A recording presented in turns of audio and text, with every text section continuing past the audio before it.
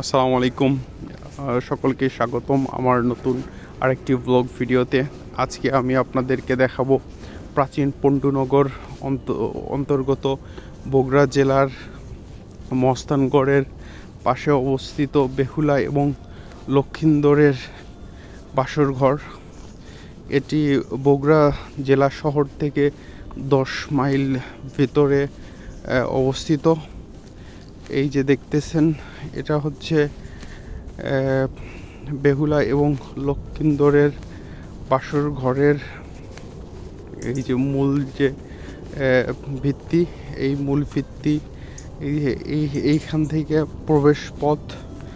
এবং এই যে আপনারা দেখতেছেন, এটা হচ্ছে চাঁদ সওদাগরের পুত্র বেহুলার এই যে বাসর ঘরটি। এখানে এমনভাবে এটা তৈরি করা হয়েছিল যেন কোনো অবস্থাতেই এখানে সর্প এসে দংশন করতে না পারে।